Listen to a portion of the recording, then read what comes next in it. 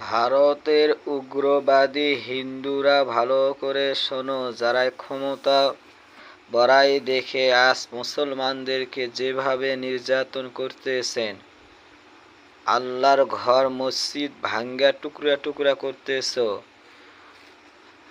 মাদ্রাসা ভেঙ্গে টুকরা টুকরা করতেছ, নামাজ পড়তে বাধা দিতেছ, আজান দিতে বাধা দিতেছ, ইসলামের যাবতীয় কাজ করা বাধা দিতেছ।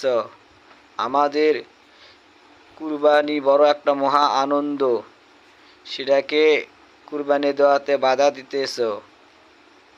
মুসলমান মা বোনদেরকে হেনস্থ অপমান অপদস্থ করতেছ, খুব নির্যাতন মারপিট করতেছ।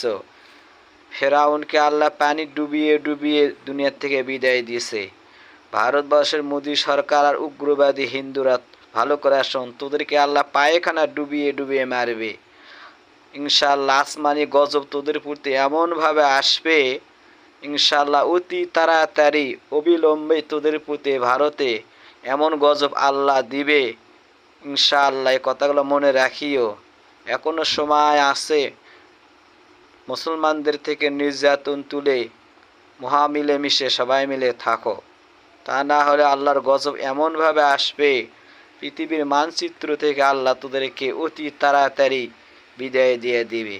এই পৃথিবীতে ওই ফেরাউনও পারে না ইসলাম প্রিয় মুসলমানদেরকে বিদায় দিতে, আবু জেহেলও পারে নাই, তারপরে যে ফেরাউনও পারে না, উতবা সাইবা তারাও পারে নাই। তোমাদের তো সামান্য কয়েক সেকেন্ডের বাহাদুরি, তারা এত হাজার হাজার বছর রাজত্ব করেছে।